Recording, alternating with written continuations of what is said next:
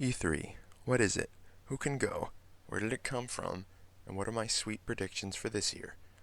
Well, the next slide is history, so we're starting there. I'm just going to have to answer your questions out of order. I'm sorry.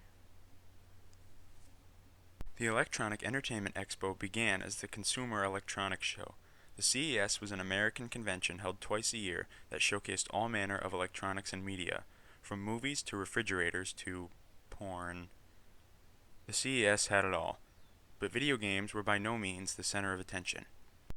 In 1995, the video game and computer industry split from CES, and the Interactive Digital Software Association announced its own show, the Electronic Entertainment Expo, E3.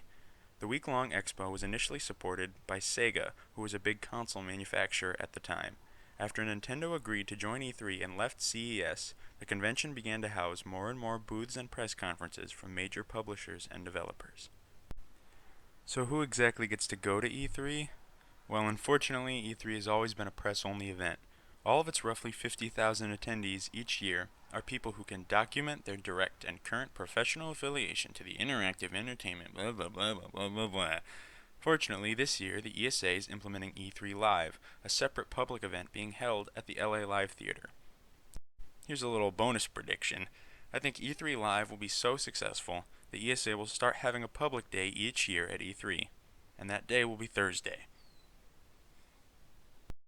So what exactly happens at E3?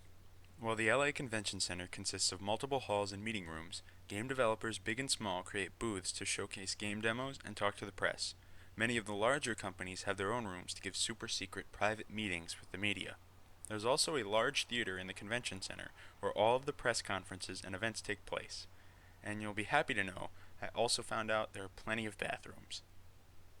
So there you go. At both conferences and booths, developers mostly show off their new games, either with live gameplay, computer-generated trailers, or demos. New console announcements are also common. This year's E3 is somewhat unique. There will most likely be new console announcements, which is weird because this most recent generation's only been around for a few years. Nintendo is also only going to have gameplay for a single game, their new Legend of Zelda title, and publisher Electronic Arts is having their own event the Sunday before the convention starts because they think they're cool. Okay, so one of the media's favorite things to do before E3 is make predictions about what's going to be there.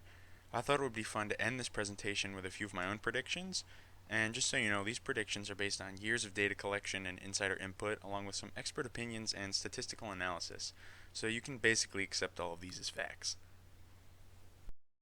Alright, so prediction number 1 is there will be video games at E3. I know this one's kind of a stretch, but I'm basing it off the fact that there have been video games there basically since 1995, and that's a pretty long time, so I think there's a good chance we can see them again this year. Okay, so prediction number 2 is during Ubisoft's press conference, I think someone's going to accidentally start talking about Watch Dogs 2 while they're showing off their new Assassin's Creed game. Alright, so this is the last prediction, and honestly, it's the one that I want to come true the most. It's a brand new Elder Scrolls game being teased at the Bethesda conference, with nothing more than a new symbol, the Roman numeral 6, and the brand new title, Infinite Warfare. Thank you guys for watching this presentation. Hopefully I've made at least a couple of you as excited for E3 as I am. And until my bonus prediction comes true, I guess none of us will actually be able to go, but lots of media outlets broadcast the various press conferences and sometimes make videos of themselves going down to the booths and talking to developers. So I guess we can watch those, or we could just buy plane tickets to Germany and go to Gamescom, which is E3 but better.